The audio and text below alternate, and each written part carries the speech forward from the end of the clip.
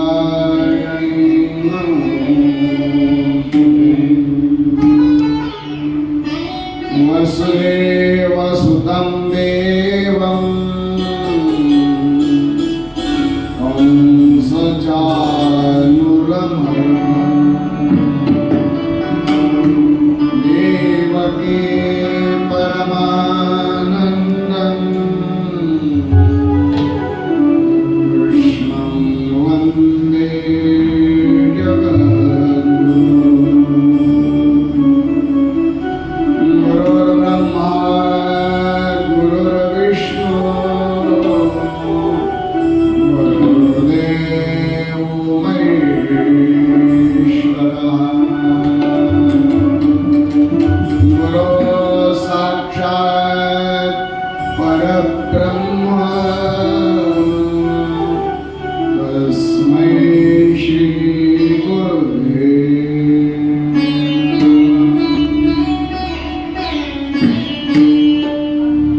पुण्यश्लोको नलो राजा पुण्यश्लोको युधिष्ठिरा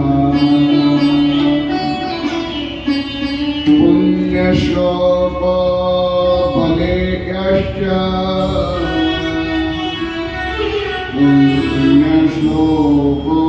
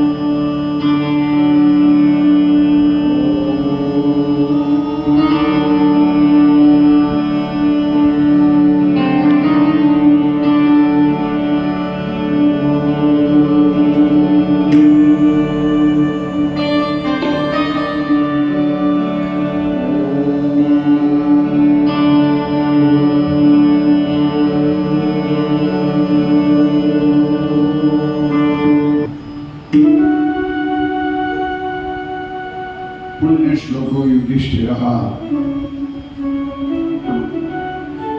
पुण्यश्लोको बलेश्च पुण्यश्लोको जनार्दनः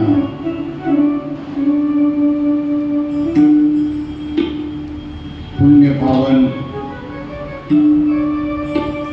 पवित्र अशा पुण्य सरीला इंद्रायणीच्या मातेच्या तीरावर विश्वमौली ज्ञानेश्वर महाराजांच्या कुशीमध्ये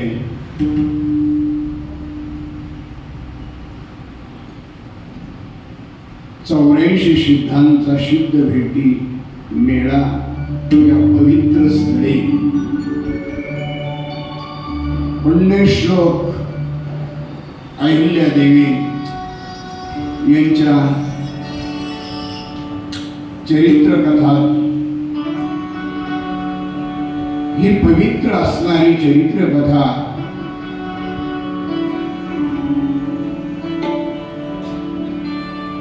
आणि पवित्र असणाऱ्या या पुरुषोत्तम मासामध्ये विश्वमौली ज्ञानेश्वर महाराजांच्या सप्तशतकोत्तर सुवर्ण महोत्सवाच्या निमित्ताने आणि पुण्यश्लोक अहिल्या देवीच्या त्रिजन्म शताब्दी समारोहाच्या निमित्ताने पवित्र असणाऱ्या श्री क्षेत्र आळंदी क्षेत्रामध्ये भव्य असा ग्रंथराज ज्ञानेश्वरी पारायण सोहळा आणि पुण्यश्लोक अहिल्या देवीची चरित्र कथा. मला आपल्याला विनंती करायची आहे की जे खुर्चीवर बसलेत, ज्यांना शक्यच नाही खाली बसणं,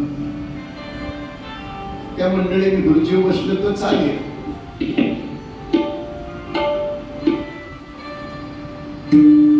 पण ज्या अहिल्या मातेचं चरित्र आपण ऐकतोय, एका गादीवर असताना सुद्धा राजवैभवाचा त्याग करून वैराग्याचा अंगीकार जीवनामध्ये केलेला आहे, त्यांचं चरित्र आपण ऐकतोय. जरा माझी विनंती आहे की खुर्ची सोडून खाली बसलं तर तुमचं बाकीचे मंडळी टाळ्या वाजून स्वागत करतील.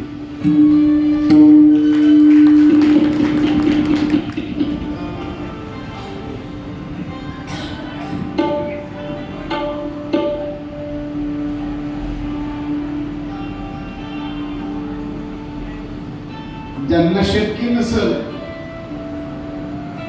आमचे भगवान बाबा सारखे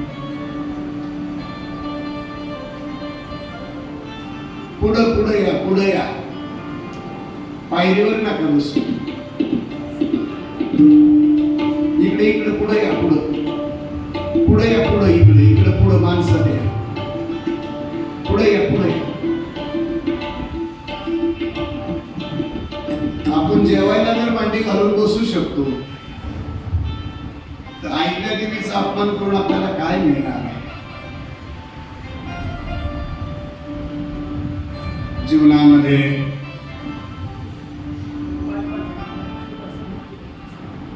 मग बसा.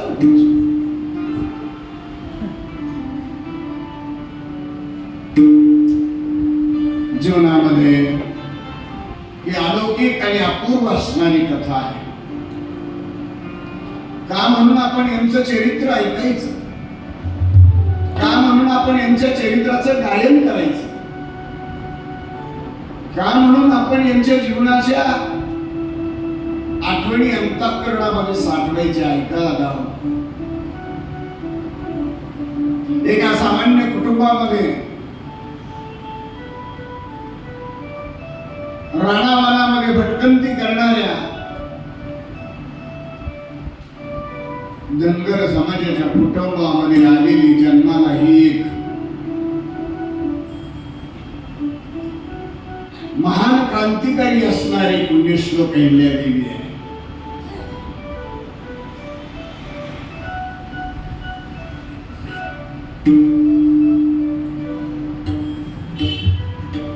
जगामध्ये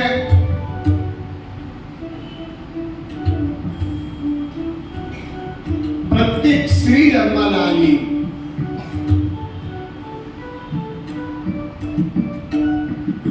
की ती स्त्री 4 भूमिका बजावत असते,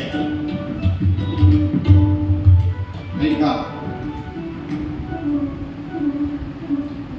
ती स्त्री जन्माला आल्यानंतर तिने 4ही या गोष्टी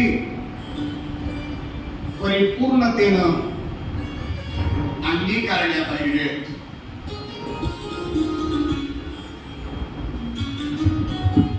त्या दिवशी तिचं जीवन प्रभात होतो. नाहीतर परवा दिवशी बेल्लारवाडीच्या बाहुलीने जीवनात सांगितलं, उंदीर तन्वीत आलेला तसा आला तसाच गेला. काय केलं?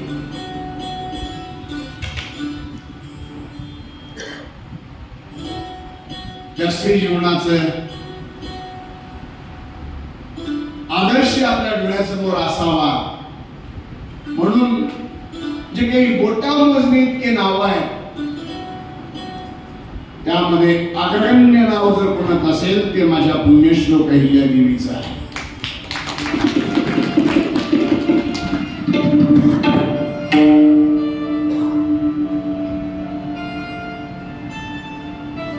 काही महिला जन्माला येतात, आपल्या बापाच्या काळजामध्ये एक प्रेमाचं घर निर्माण करतात. काही स्त्रिया जन्माला येतात, आई बापाच्या लाडक्या होतात. काही मुली जन्माला येतात, आई बापाच्या मुळावर येतात. काही मुली जन्माला येतात, नात्या गोट्यांमध्ये प्रेमाचा ओलावा निर्माण करतात. काही मुली जन्माला येतात पण नात्या गोट्यामध्ये तिचं कोणाशी जमतच नसतं, हा स्वभाव असतो. काही मुली जन्माला येतात, नात्या गोत्यामध्ये, घरादारामध्ये, भावकीमध्ये, आई वडिलांमध्ये, सर्वांमध्ये प्रेमाचा ओलावा निर्माण करत करत 10-15 वर्षाच्या नंतर कदाचित तिनं आपलं इकडचं नातं होतं सोडलं आणि तिकडे गेली. तर पतीचे घरी गेल्यानंतर सुद्धा पतीच्याही हृदयामध्ये आपलं प्रेमाचं घर निर्माण करते. नंदा जावा, सासू सासरे, दीर भाया, फार महत्वाचे आहेत. आताच्या पुरीला नंदा जावा, सासू सासरे, दीर भाया कशाला म्हणतात हे सुद्धा कळणार नाही. आपल्या नवऱ्याच्या अगोदरचा जो भाऊ असतो, आपल्या नवऱ्याच्या अगोदरचा मोठा भाऊ असतो, त्याला काय म्हणते?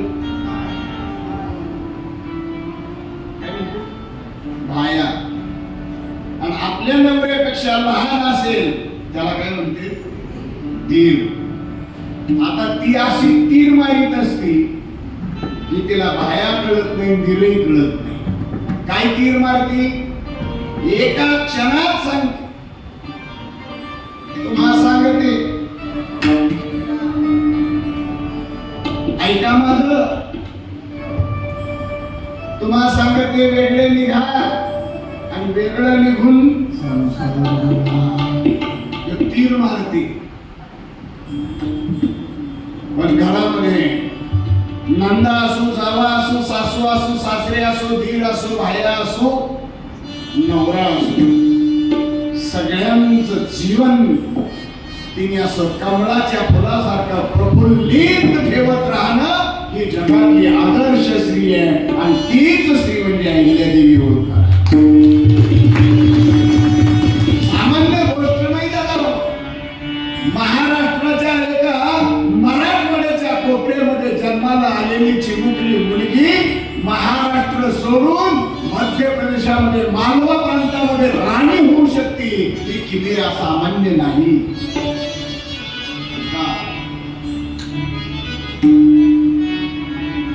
अजून आम्ही अहिल्यादेवी ओळखली नाही आणि समजून घेतलेली नाही. आम्हाला अहिल्यादेवीचं कर्तृत्वच मान्य नाही. आणि फक्त एवढंच करतोय, अहिल्यादेवीचा जन्म आणि अहिल्यादेवीची पुण्यतिथी डीजे लावायचा, फोटो लावायचा, उड्या मारायच्या, दारू प्यायची, दारू उडवायची आणि जयंती साजरी करायची. जर कदाचित अहिल्यादेवी घराघरामध्ये गेली, जर कदाचित अहिल्यादेवीचा विषयी संपूर्ण ज्ञान या जगातल्या स्त्रियांनी आत्मसात केलं, तर सूक्ष्म असणारी जी काही कर्तव्य दक्षता आहे आणि कर्तव्यगारपणा आहे ती निश्चित आपल्या घरामध्ये आणि आपल्या राज्यामध्ये निर्माण केल्याशिवाय राहणार. एक राज्याचा आदर्श राणी कशी असावी, न्यायदेवता कशी असावी, भ्रष्टाचार मुक्त, निष्कलंक आणि वैभवशाली परंपरा शासन कसं चालवावं याचा आदर्श म्हणजे अहिल्याबाई होता. अहिल्यादेवीचं चरित्र 2 दिवसामध्ये आपण पाहिलंय. आज आपण तिसऱ्या प्रारंभाला आणि प्रारंभ करत आहोत. आता फक्त 2 दिवस राहिलेले आहेत. मला 2 दिवसामध्येच एवढा पल्ला गाठायचा आहे की संपूर्ण भारतभर अहिल्यादेवी जिथं जिथं कार्य केलेलं आहे तिथपर्यंत मला जायचंय. आपल्याला बसलेली जागा उठवायला जेवढा वेळ लागतो तेवढ्या वेळेमध्ये आपल्याला एक ठिकाणाचा विचार करायचा आहे. एवढं सामान्य गोष्ट नाही. म्हणून त्या प्रसंगाला सामोरं जावं लागलं. काय प्रसंग त्यांच्या जीवनामध्ये ओढवले गेले त्याचा संपूर्ण चित्रपट आपल्या समोर व्यतीत करत असताना माझ्याकडे वेळ कमी आहे. ज्यावेळेस ट्रॅफिक मध्ये माणूस गुंततो आणि वेळेचं वाटलं होतं, वेळ वाचवण्याकरता नाविलाजानं शासनाला उड्डाणपूल करावा लागतो. त्याच्यामुळं अख्ख्या शहराची ट्रॅफिक ओलांडून पलीकडे जावं लागतं ना, तसं मला सुद्धा काही ठिकाणी उड्डाण पुलावून पलीकडे जावं लागणार आहे. म्हणजे मला निदान कमीत कमी 2 दिवसामध्ये राहिलेला भाग पाहता येईल. कालपर्यंत आपण इथं आलेलो आहोत. वयाचे 8 वर्ष झालेले आहेत.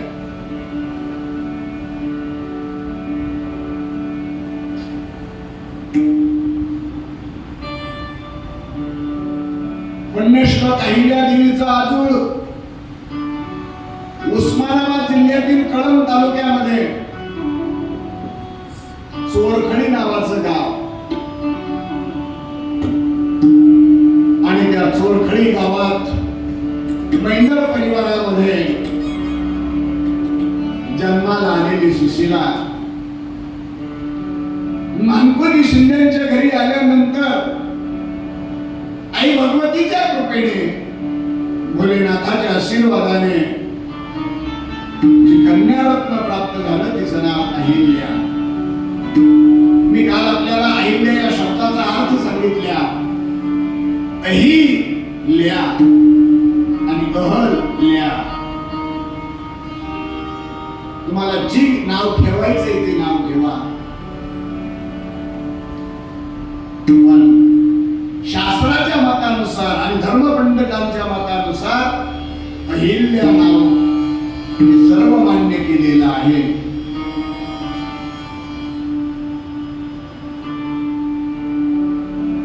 अहि म्हणजे नागिन.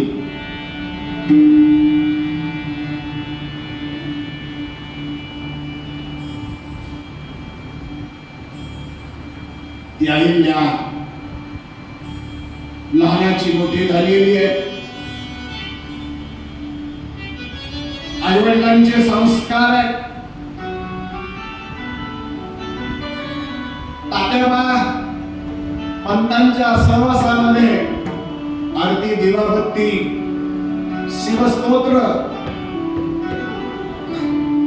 कथा, कीर्तन, भक्तिमय वातावरणामध्ये लहानाची मोठी झालेली पुण्यश्लोक अहिल्यादेवी 8 वर्षामध्ये पदार्पण करते.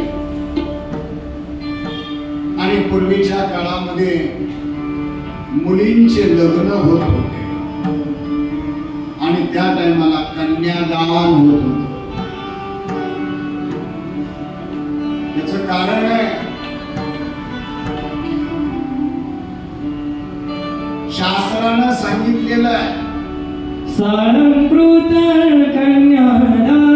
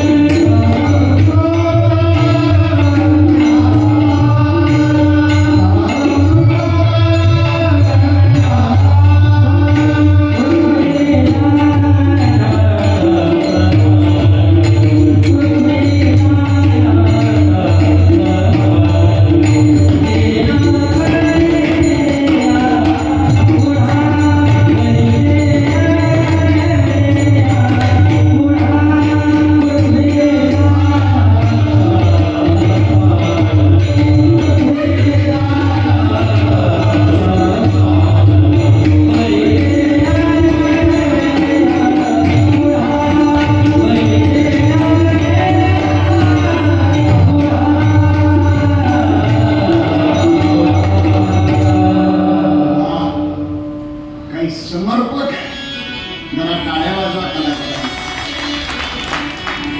सालंकृत कन्यादान.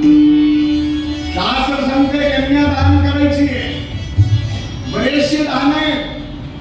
त्यामध्ये अन्नदान आहे, नेत्रदान आहे, रक्तदान आहे, गोदान आहे, 5वं कन्यादान आहे आणि आता बरबटलेलं मतदान आहे.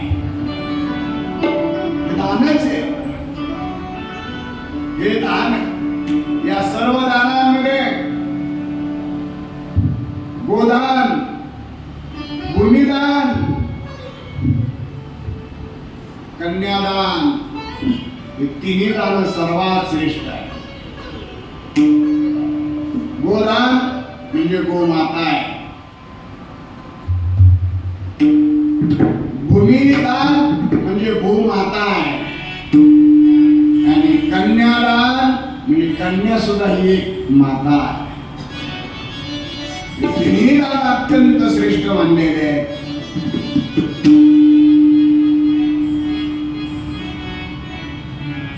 रामायणामध्ये सूर्यवंशामध्ये दिलीप नावाचा राजा त्यांनी गाईच्या शिंगामध्ये सोन्याच्या शेंड्या बसवल्या आणि लाखो गाया दान केल्या.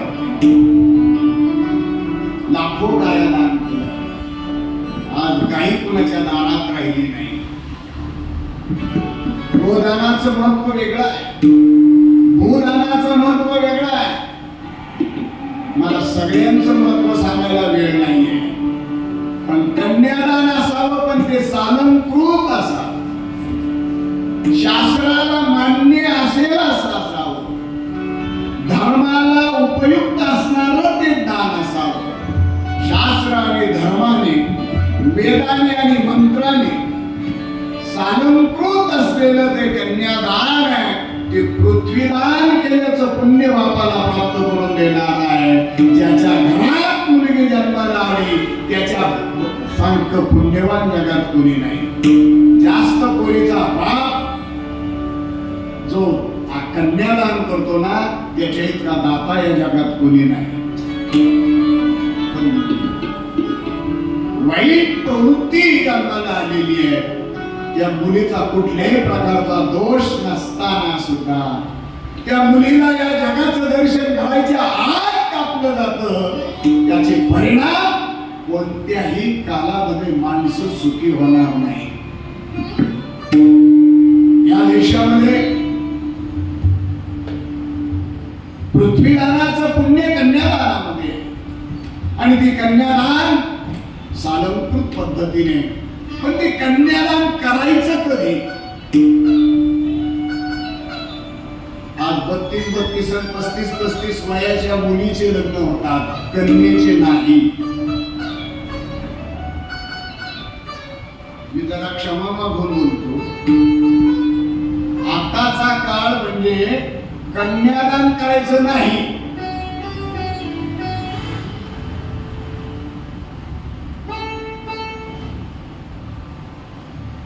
मला वाटतं न बोललेलंच बरं.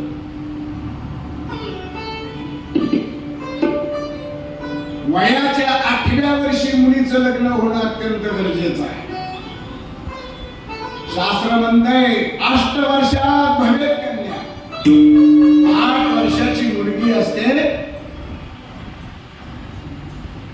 तिला कन्या म्हणतात. मला तुम्हाला असा प्रश्न विचारायचा आहे, मला स्पष्टपणे उत्तर द्या.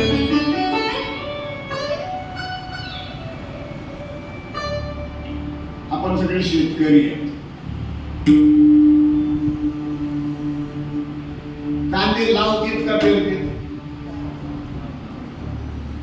कांदे लावतील का पेरतील? लावितील. कांदे लावितील. मला असं प्रश्न विचारायचा आहे, कांदे लावित असताना असे कांदे घेते तर असे शेतात कुणी घेत नाही. मग कांद्याच्या बियासाठी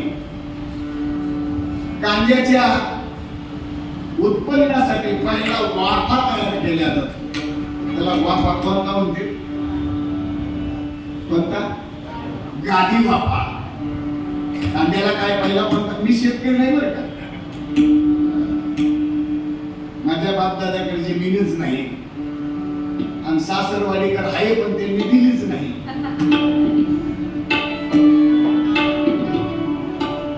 गादी वाफा. आणि त्या गादी वाफ्यामध्ये बी टाकायचं आणि मग पुढच्या वर्षी ते आलेले कांदे उपटायचे. बाजारात नाही आला नाही, मग काय करते? ते उपटायचे.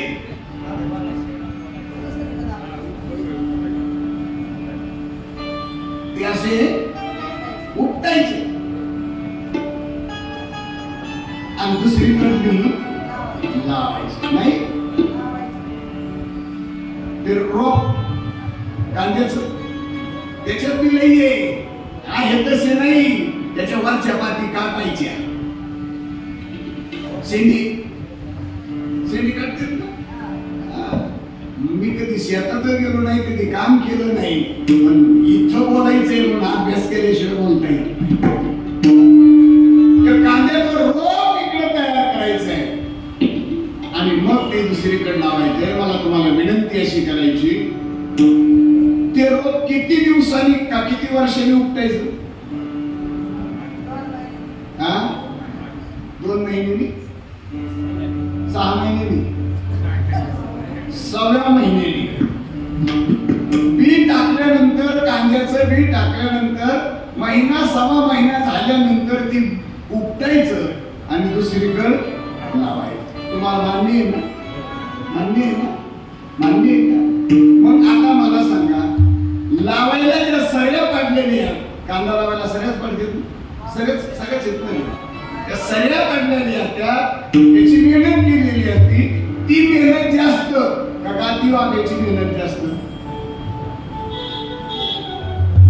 कांदा बी टाकायला जो वाफा केलाय त्याची कष्ट जास्त का सऱ्या पाडायची कष्ट जास्त?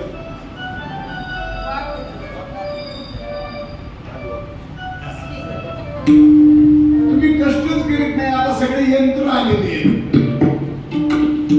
पण ऐका, गादी वाफा करत असताना, सऱ्या पाडीत असताना फरक एक सांगतो. सऱ्या पाडीत असताना खाचकोळगे जरी झाले, अंतर कमी जास्त झालं, 2 सऱ्याच्या मधलं अंतर कमी जास्त झालं तरी सुद्धा चालतं. चढ उतार झालं तरी चालतो. पण गादी वाफा त्याला का म्हणतात? तर गादी सारखा एका रेषेत असला पाहिजे, एवढ्या वाटलेली त्याची मेहनत करावं लागते. मग एवढ्या मेहनतीनं गादी वाफ्यावर तयार केलेलं रोप सऱ्या पाडण्याहून कांदे लावण्यापेक्षा जास्त कष्टाचं आहे. मग आणखीन 2-4 महिने त्याच्यातच कांदे लावले तर राहिले तर काय फरक पडणार आहे? येणार नाही कांदे. हा डबल कुटाणा करण्यापेक्षा तिथंच राहून द्यायचे ना, काय फरक पडणार नाही. 6व्या महिन्याच्या पुढं, 1.5 महिन्याच्या पुढं जर ती रोप गेलं तर ते रोप इकडं लावून उपयोग होत. योग्य काळामध्ये रोप उपटलं पाहिजे आणि योग्य काळामध्ये लावलं पाहिजे. तसं मुलीचा विवाह जो आहे ना, तो 8 वर्षात काय केला पाहिजे त्याचं कारण आहे की एकदा सांगतोच. ज्वारी तुम्ही काढली का कधी? ज्वारी काढली? मी काढलेली आहे. ज्वारीचं ताट जर सहज उपटत नसलं, काळवटी जमीन असेल तर त्या ज्वारीचं ताट सहज नाही उपासलं तर त्याला असा आसाडा द्यावा लागतो आणि मग ते ज्वारीचं ताट उपसायचं. आणि मग ते असे टाकीची पाडं टाकल्यानंतर भले मोठे चिपाडं पडले की मग पुढे जायचं, पुढे टाकायचे. त्याला आळासी म्हणते. चिपाडाची आळासी त्याला तुम्ही बांधल्यानंतर पिंडी म्हणता. ती आळाशी ज्यावेळेस टाकली, काढणी झाली आणि 2 दिवसांनी मागून बांधायला सुरुवात केली. बांधायला सुतळी गावं तमूस घेऊन जाता का? नाही. मग ती असलेली ज्वारी तुम्ही जी काढलेली आहे ती आळाशी टाकलेली आहे, त्याच्यातली 2-3 चिपाडा घ्यायची आणि चिपाड घेऊन, त्याला पण शास्त्र आहे, ती असणारी पिंडी बांधण्याकरता ते चिपाडाचे मुळं आहेत ना, ते मुळं परत असे सारखे करायचे, मागं पुढं नाही पाहिजे. म्हणून हाताला असं बांधून ते मुळं असे सारखे करायचे आणि सारखे केल्यानंतर ती मुळी बांधण्याकरता, ती पिंडी बांधण्याकरता जे चिपाडं तुम्ही हातात घेतले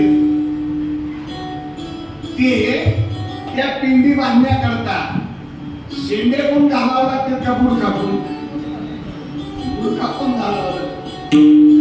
आणि मग बुडखाकून खालून घालून वर घेतलं की मग ती पिंडीचा आळा जो आहे ना, तो असा इकडून द्यायचा, एकदा नाही 2दा असा फिरवायचा आणि 2दा फिरून तसा नाही आवडायचा, त्याच्यावर काय द्यायचा? पाय द्यायचा. पाय देऊन आल्यानंतर, आसडल्यानंतर पुन्हा ते 2 शेंडे, एक गुड आणि दुसरा शेंडा, तो बी असा विरुद्ध दिशेला एकमेकांमध्ये गुंतून घ्यावा लागतो. पिंडी बांधली, त्या पिंडी बांधण्याकरता जो आळा घेतला तो आळा वल्यापणी घ्यावा का वाल्या? कधी घ्यावा? वल्यापणी घ्यावा. कधी घ्यावा? वल्यापणी घ्यावा. तुम्ही जर अधिक महिना म्हणून महिनाभर सप्त्याला आले आणि गेले पेंडे बांधायला लागले तर आळा येणार. मी गवताचं सांगतो, मी पेंड्याचं सांगतो, मी ज्वारीच्या ताटाचं सांगतो.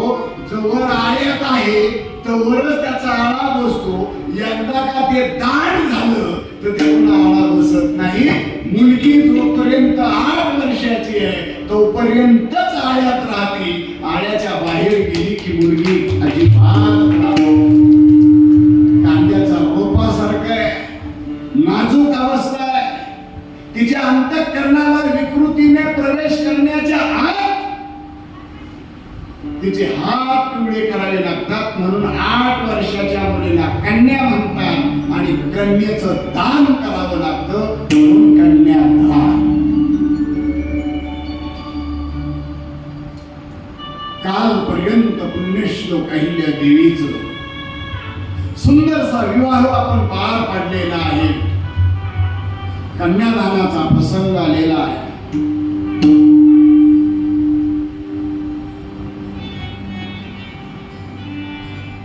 पाच दिवसाचं लग्न. आता याच्यात एखादाही भाग्यवान नसेल 5 दिवसाचा लग्न सोहळा झालेला पाहिला असेल. 5-5 दिवसाचे लग्न नाही. मला वाटतं बाबूराव तुमच्या काळात 3 दिवसाचे लग्न नक्की झाले असते, कारण मी 3-3 दिवसाचे लग्न पाहिलेले आहे.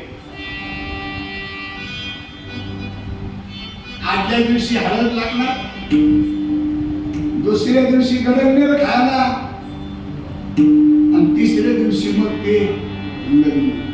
पहिल्याचा काळ 5 दिवसाचा लग्न सोहळा. आता 5 दिवसाचा नाही, कसोटी 5 दिवसाची. क्रिकेट मध्ये किती दिवसाची कसोटी? क्रिकेट खेळताना किती दिवसाची असते कसोटी? 5 दिवसाची. 5 दिवसाची कसोटी. आणि खरं सांगू का, तिला नाव कसोटी का दिलं? ती खरी जीवनाची कसोटीच असते. 5 दिवसाचा लग्न सोहळा, नंतर 3 दिवसाची झाली, नंतर आदल्या दिवशी हळद आणि दुसऱ्या दिवशी लग्न असेही बरेच झाले. आता तसं राहिलं नाही. आता वन डे,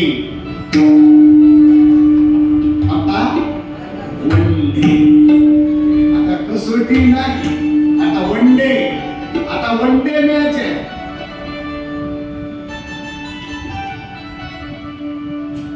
सकाळी सकाळी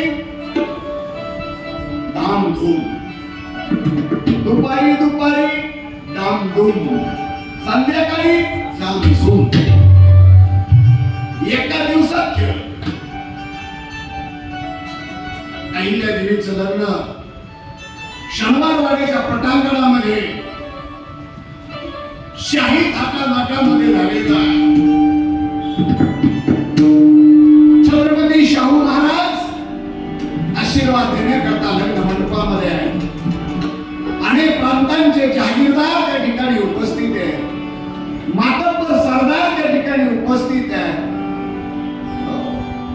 मोठमोठे लढवय्ये त्या सोहळ्याला हजर आहे. स्वर खरीवून आलेली मंडळी, सोनेहून आलेली मंडळी, शिना नदीच्या काठावरून आलेली मंडळी पुण्याच्या दिशेला ज्यावेळेस येत होते आणि पुण्यामध्ये प्रवेश केल्यानंतर त्या राज वैभवाचा विवाह सोहळा पाहिल्यानंतर बाया आगा बाया एकमेकाला म्हणायचे, का ग काय पुरीने नशीब काढलं ग आपल्या, काय पुरीचं वैभव आहे ग, अरे काय आपले लग्न होते आणि हे लेकराचं काय मोठं नशीब पालटलं, केवढा मोठा उभा असतो. पुरीचं वैभव फार वेगळं आहे. आनंद वाटतो. जेवण खावणं तशाच पद्धती, पाची पक्वान्नाचं जेवण, वस्त्र अलंकार सगळ्याला दिले होते. सगळे थाटा माटामध्ये मानामध्ये विरोध होते. बायांनी भरजरी शालू नेसले लावले, बडबडीत असं कपाळाला उठून दिसावं असं कुंकू होत्या. प्रत्येकीने अलंकार धारण केलेले होते. प्रत्येक स्त्रियांच्या अंगावर दागदागिने होते. नाकामध्ये नथ होती. पुतळ्या डोलल्या सगळ्या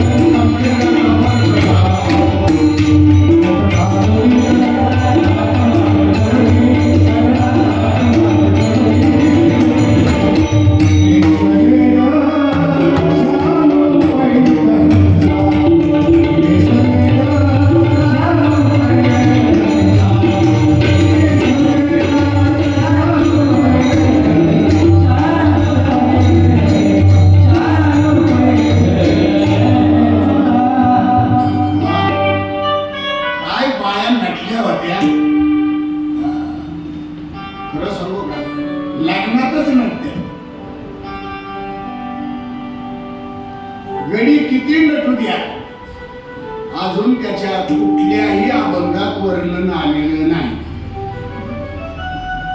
दिसले किती लाखाचं धोतर असू द्या आणि किती लाखाचा कोट घालू द्या, अजून या काही संतांनी वर्णन केलेलं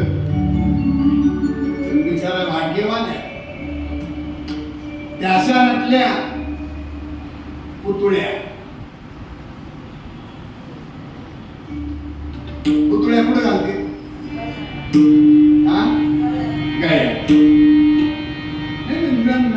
आपल्याला घालायला नका काय मिळालं, पण कुठं असते त्याचं माहित पाहिजे.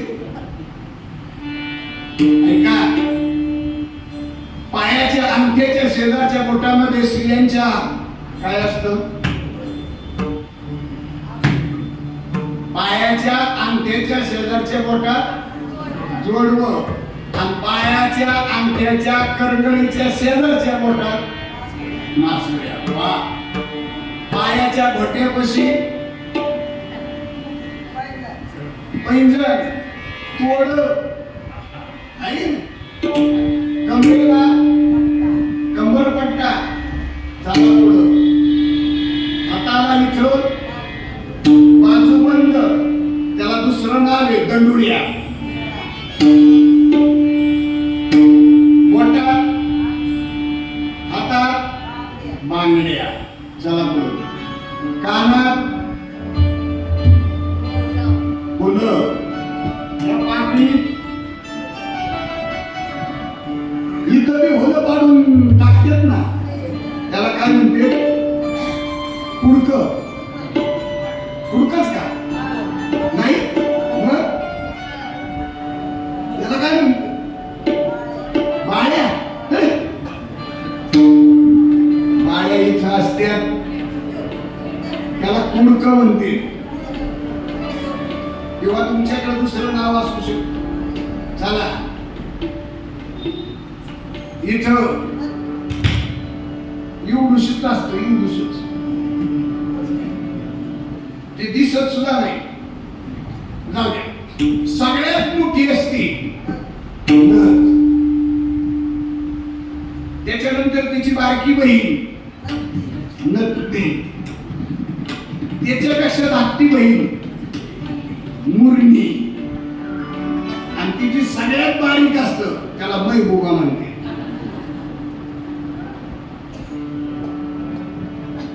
हे अलंकार आहे आणि एक सांगू तुम्हाला श्री जीवनामध्ये तुम्हाला माहित आहे की नाही सांगता येत नाही पण मी आज कथेत सांगून जातो जाऊ द्या माझा वेळ गेला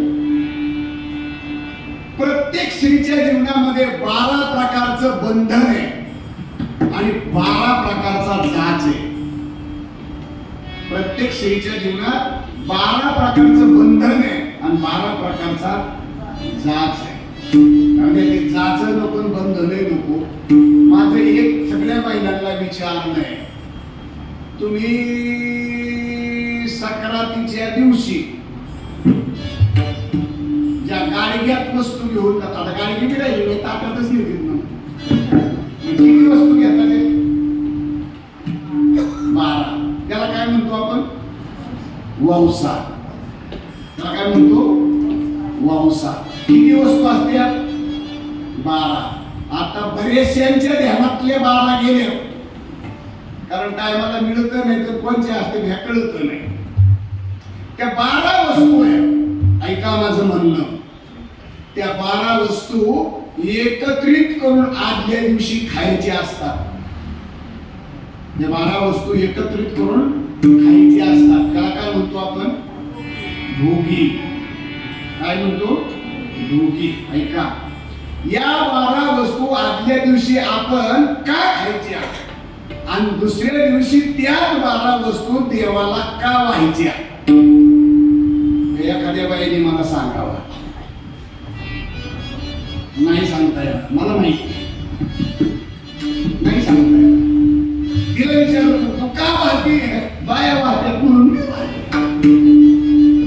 त्या 12 वस्तू का व्हायच्या आणि त्या वाहताना कशा व्हायच्या माहितीये का त्या 12 वस्तू आहेत सुरुवातीला डोक्यापासून खाली जाता का पायापासून डोक्याकडे जाता वासायला त्या 12 वस्तू जे आहेत ना त्या आधी पायाला लावायच्या मग गुडघ्याला मग खांद्याला आणि मग डोक्यावरून वास असंच करते का ऐका प्रत्येक स्त्रीला 12 जाच आहेत आणि 12 बंधन आहेत मी 12 बंधन सांगतो तुम्हाला मोजा पायातले आमटे शेजारी जोडवे गरगळीचे शेजारी मासुळी किती आले 2 कमरेचा कंबरपट्टा 3 घोटे शेत पैंजण 4 चला पुढं दंडुळी 5 बांगडी त्याच्यानंतर अंगठी 7 गळ्यातलं डोरलं कानातलं कुंडल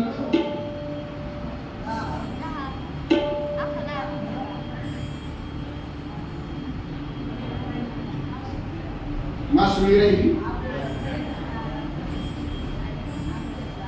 काय राहिलं?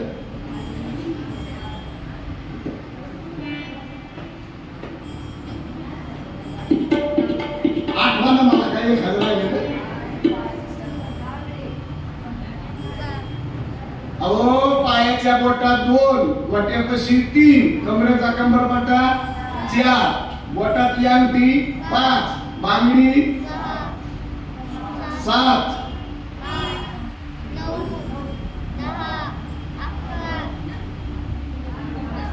12 राहिली का? अहो ह्या जिंकल्या बांधायला गेलेलं आहे. ह्यो बुचुडा किंवा त्याला मागून ती रबर 12 झाल्या ना. हे 12 बंधन आहे आणि 12 जाच.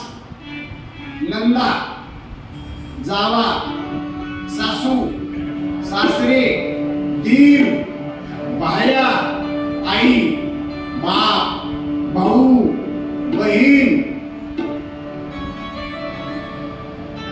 किती झाले? 10. नंदा, जावा, सासू, सासरे, दीर, भाया, आई, वडील, भाऊ, भाऊजाई. 11. बहीण. चुकत आहे तुमचं. नंदा, जावा, सासू, सासरे, दीर, भाया, आई, वडील, भाऊ, भाऊजाई, बहीण आणि नवरा कुठं सुनीता. हे मी 3दा सांगितलं म्हणून तुमच्या ध्यानात आलं.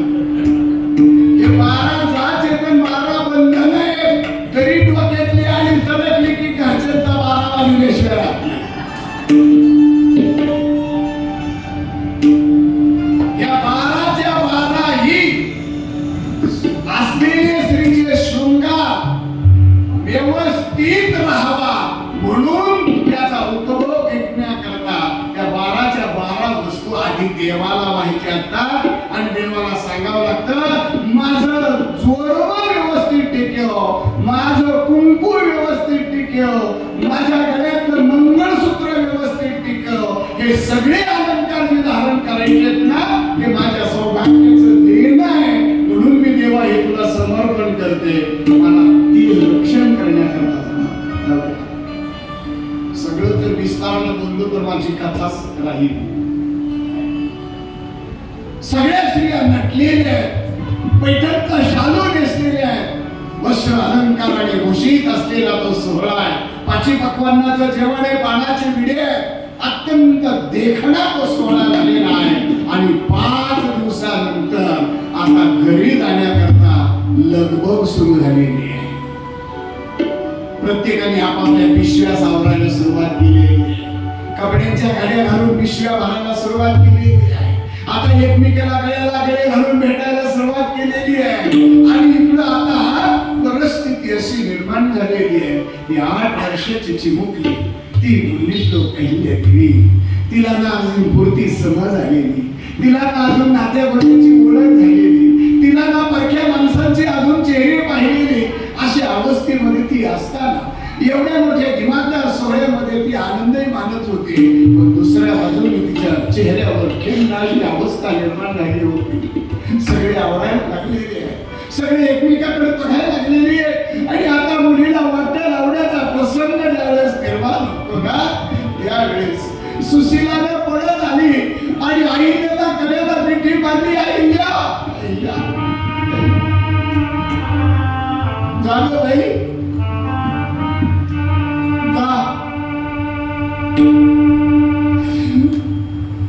तुला निरोप देण्याकरता माझ्या काळजाच्या ठिकड्या ठिकड्या उडत्या.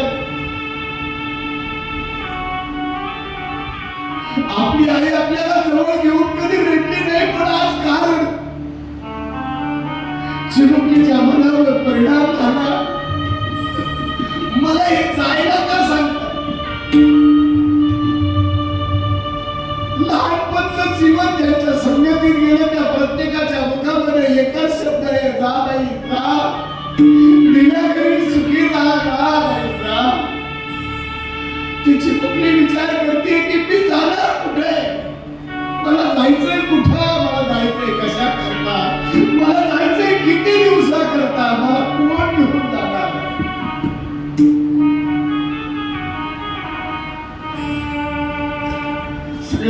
आईच्या डोळ्याला टचकन पाणी आले आणि सगळ्यांच्या डोळ्यातल्या अश्रूच्या धारा वाहत असताना आईंनी नगर फिरवायला सुरुवात केली. एका कोपऱ्यामध्ये बायकोची सिद्ध भिंतीला डोकं आपटू आपटू बाय बघून रडतात. बाबा बाबा चिमुकलीने हात मारले आणि पुढे जाऊन बाबाच्या कमरेला भेटला.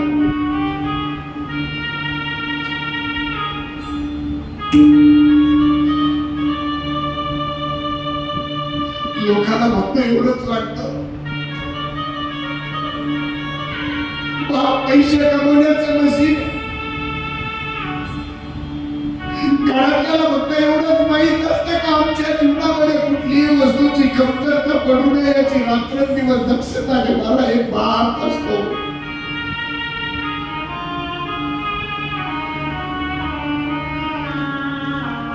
बापाला रडता येत नाही पण बापाच्या मनातल्या वेदना कुणाला सांगता पण येत नाही.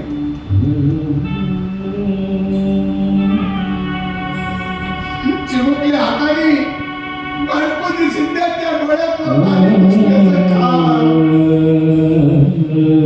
माझ्या आईने करायला सुरुवात केली. आता माझी लेक माझ्यापासून माझा काढण्याचा तुकडा माझ्यापासून कायमचा दूर होणार आहे. अरे विधी ही जनकासारखा बाप प्रेमला सिद्धीसाठी हो सिद्धीसाठी कर्मासारखी कुणी आपल्या शकुंतलेसाठी धाय धाय मोठमोठली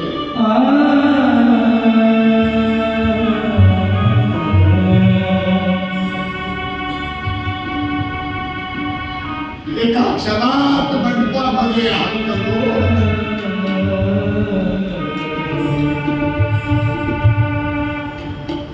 संपूर्ण मंडपाचं वातावरण बदलून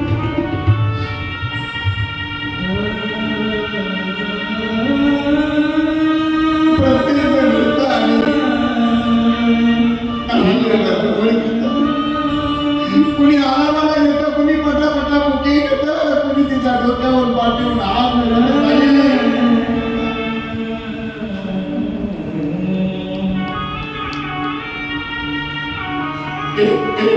एक पावलं टाकत सगळ्यांना भेटत ज्या वेळेस अहिल्या निघती त्यावेळेस सुशिलाच्या मनामध्ये वेदना होता. या चिमुकलीच्या मनावर परिणाम जर झाला तर हे सांगेल कुणाला.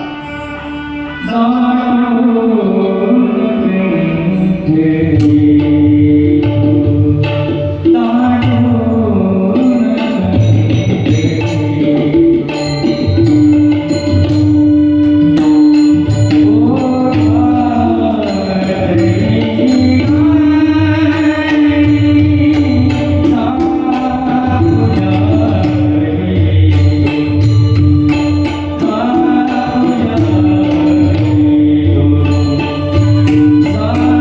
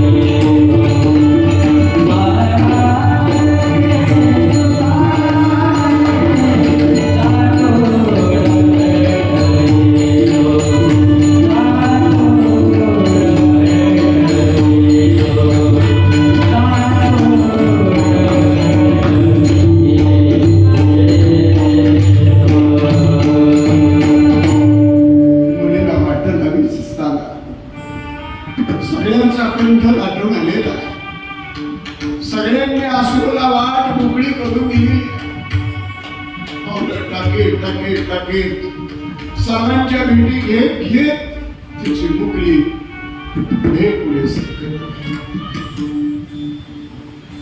तिच्या मनामध्ये काहूर निर्माण झालेलं आहे. सगळेच मला जा म्हणतात पण मी जाणार कुठे, कशा करता जाणार,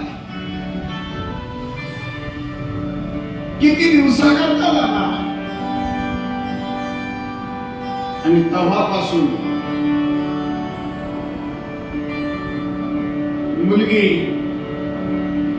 वाट लावायच्या टायमाला आईच्या गळ्यात पडते, रडते, भावाच्या, बहिणीच्या, मावशीच्या, काकीच्या, चुलत्याच्या सगळ्यांच्या गळ्यामध्ये पडून ज्यावेळेस मुलगी रडते ना, ती नको म्हणते, मला जायचं नाही म्हणते. पण हुशार माणसं असतात लग्नात, काही सगळे काम सगळ्याला जमत नसते. लग्न जमवणं सुद्धा काही माणसांना ठराविकच जमतं, सगळ्याला जमत नाही. ते ऐट असते, ऐट. लग्न जमवायला गेलेले माणसं असे चावडीत बसते, बडवीत बसते, बैठकीत बसते, मग त्याच्यातले काही मातब्बर असते ते असे वाचणार, मग ह्या पायाला असं उचलणार, इकडं घेणार मांडीवर, आणि मग ते कधी ह्या पायावर हात मारणार, कधी या मांडीवर हात मारणार. भाऊ साहेब आमचे पाहुणे असे आहेत, भाऊ साहेब आमचा मुलगा असा करणार आहे, दोन्हीकडून मी हे नमुने असतेच. चार बांधायला तसं त्याच्यातला एक हुशार होता, त्यानं मुलीला उचलल्याबरोबर सुशीलाच्या मनामध्ये भाव निर्माण झाला. सुशीला म्हणेल, हिला जर कामाचा ताण पडला तर ही कुणाच्या कुशीमध्ये जाईल, कुणाजवळ रडेल, हिचे अश्रू कोण पुसेल, हिला समजून कोण घेईल, सासरच्या माणसाच्या स्वभावाची हिला ओळख कशी होईल. पाणी पाणी पाणी पाणी काढतात.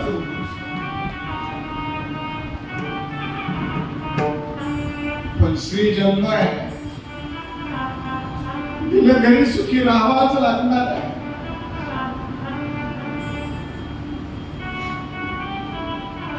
लग्न झाल्यानंतर आता जो प्रसंग आहे, तिने फक्त चुंडी सोडली नव्हती, तिने चुंडी सोडली नाही, फक्त तिनं पहिलीच त्या जीवनामधले जर गाव सोडलं असेल, तिने तिच्या मैत्रिणी सोडल्या, तिच्या रक्ताचे नातेगोते सोडले, तिची आठवण तिने सोडून दिली, तिची आवड तिने सोडून दिली. नाही नाही नाही, प्रेमाची माणसं, आई, बाप, भाऊ, भाऊ सगळे ज्यांच्यामध्ये लहानाची मोठी झाली त्यांना सगळ्याला सोडलं, आणि ज्यांना कधीच पाहिलं नाही त्यांना कवटाळून आपलं म्हणायची वेळ निघाल. तिच्या अंगावरची साडी जी होती ती आतापर्यंत आपल्या हक्काच्या असलेल्या आईबापाची, आपल्या बाहेरातली ती साडी परिधान केली, आणि त्या साडीकडे, त्या अलंकाराकडे, आपल्या बापाकडे पाहत पाहत ती मुलगी पुढे चालली. मी काल आपल्याला सांगितलं, सुशीलाच्या पोटी अहिल्याच्या नंतर 2 वर्षांनी एक भाऊ जन्माला आला, आणि पुन्हा 4 वर्षांनी एक महाजी आणि शिवाजी. मुलीने भावाला मिठी मारली, सांगितलं दादा दादा मी हात जोडून विनंती करते रे तुला, माझ्या बापाला कधी डोळ्यामध्ये आसरू येऊ देऊ नकोस. मी जाते दादा, मी काहीच मागत नाही तुझ्याकडे, पण माझ्या बापाला कधीतरी रडायची वेळ येऊ नकोस. आई, तुला विनंती करते का, तू कित्येक वेळा माझ्या बापाचा अपमान उतारा केला, माझ्या बापाला कित्येक वेळा अपमानित केलं, पण माझा बाप पहाडासारखा होता. बाहेरच्या संकटाला सामोरं जाण्याचं धाडस होतं, पण तुझ्या बावळटपणामुळे, तुझ्या चुकीच्या शब्दांमुळे ते दुःख त्याला सोसावं लागलं होतं. ती परत नको कधी वाई, परत नको. जाते आई, बाबा जाते मी. स्वतःची काळजी घ्या, वेळेवर औषध घ्या, वेळच्या वेळेला जेवण करा.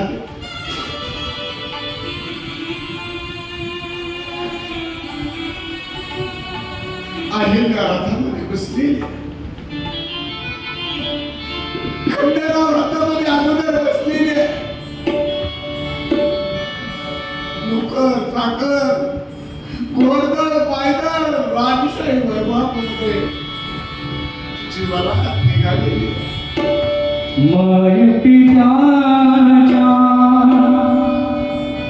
सावलीतला काळजाचा ओसरला,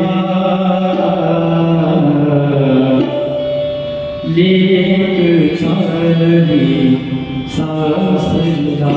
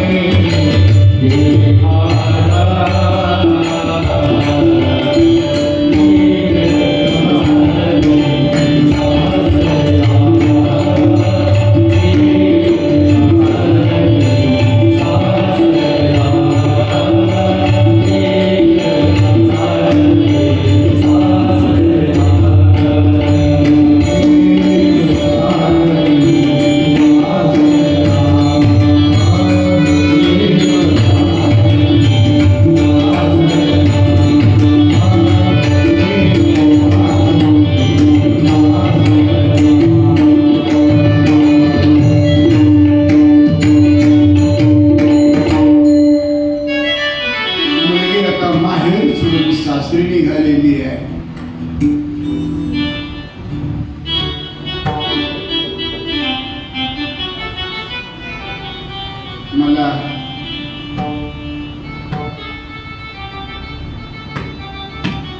वाटत नाही कथा आपली पूर्ण होईल म्हणून, कारण 5 वाजले ना.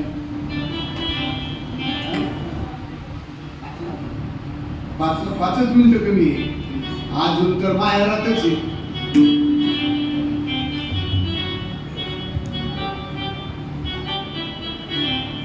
मी सुरुवातीलाच म्हणलं मला काही उड्डाण पुलावून लावा लागेल. निघाले दररोज दर मुक्काम करत करत सर्व वराड पुणे प्रांतापासून इंदोर पर्यंत दररोज दर मुक्काम करत करत करत करत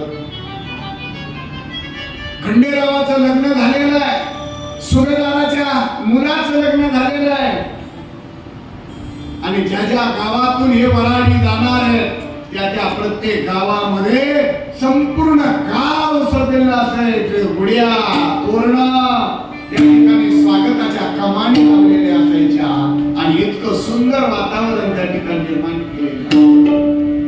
कुणी सरबत करायचं, कुणी पाणी द्यायचं, कुणी फूल द्यायचं, कुणी जेवण घालायचं, असा थाटामाटात सोहळा संपन्न करत करत करत करत करत लगेच 5 मिनिटात इंदोर मध्ये गेले. इंदोर मध्ये आल्यानंतर संपूर्ण इंदोर नगरी सजलेली आहे. संपूर्ण ठिकाणी रांगोळ्या काढलेल्या आहेत. सजालो घर गुलशन सा, सजालो घर गुलशन सा, इंदर में आया. सजालो घर गुलशन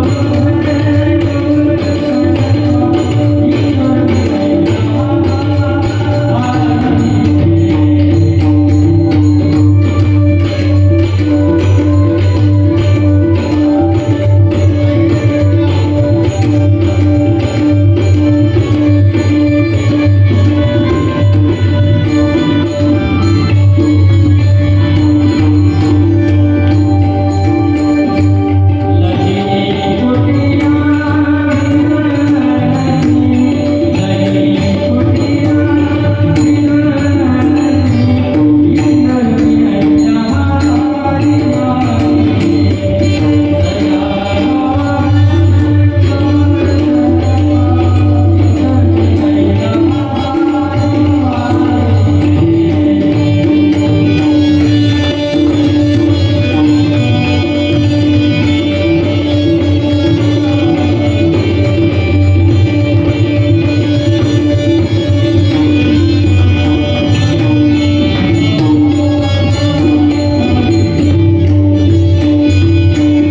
इंदर में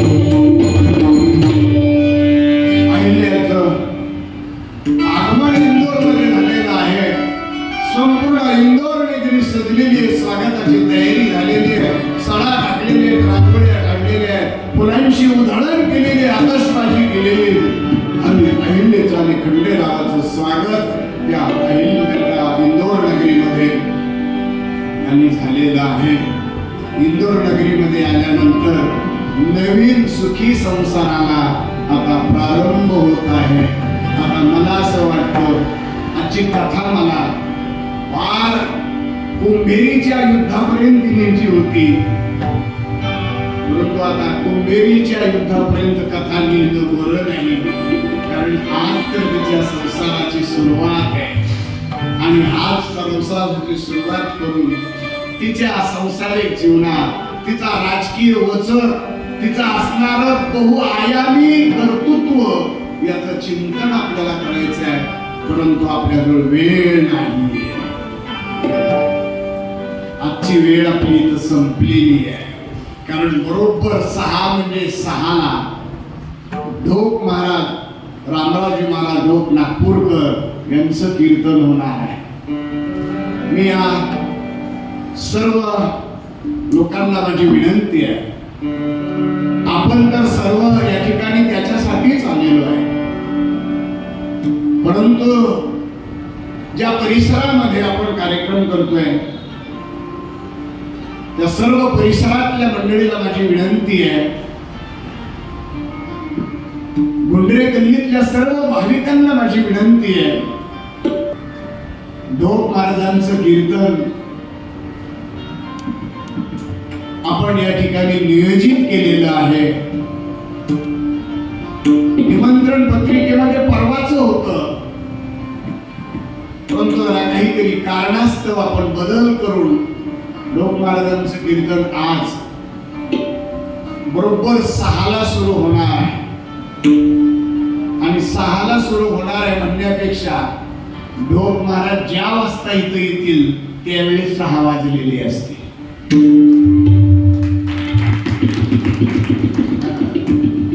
3ला कथा आहे म्हणल्यानंतर आमची मंडळी 3 वाजता खोलीतून उठते. मग 10 मिनिटं पकवाज लावते. मग 15 मिनिटं वेळ त्याच्यात जातो आणि मग 3ची कथा 3:30ला सुरू होती. पण महाराष्ट्रामध्ये घड्याळ जिवंत जर कोणी ठेवलं असेल तर ते ढोक महाराज. किती वाजता येतील असं नाही सांगायचं, ते येतील त्यावेळेस तितक्या वाजलेले असते. आणि म्हणून माझी सर्वाला विनंती आहे, आपला हरिपाठ 5ला आहे, हरिपाठाची मंडळी 5ला येते. कथा संपल्या म्हणतील संपली, चला वेळेमध्ये आपण सर्वांनी आणि या ठिकाणी हजर राहायचंय. म्हणून माझी सर्वाला विनंती आहे, एकदा सगळ्यांनी जोरात टाळी वाजून एक भजन करा. तोपर्यंत आरतीची तयारी आपण करू. अगदी 5 सेकंदामध्ये आपण सर्वांनी आनंदाने एखादं भजन. तोपर्यंत जोडी असेल त्यांनी आरतीला या.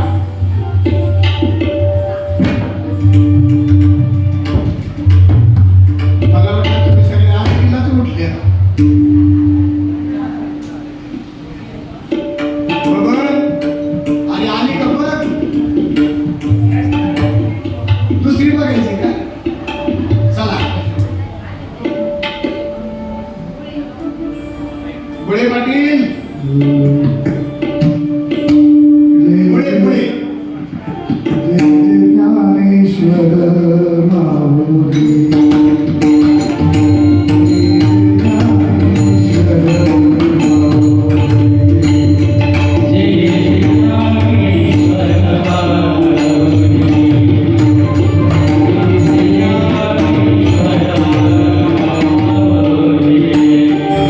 जय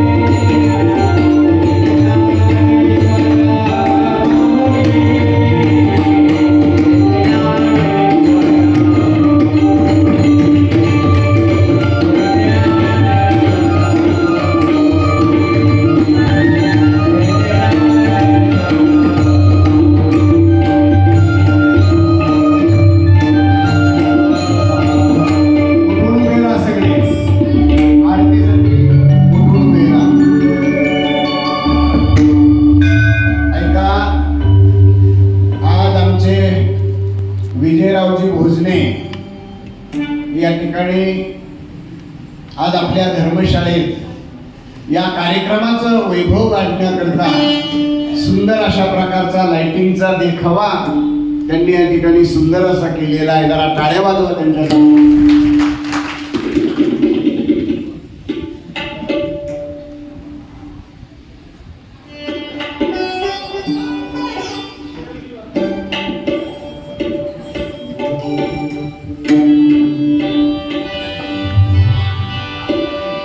ओम जय हिंदव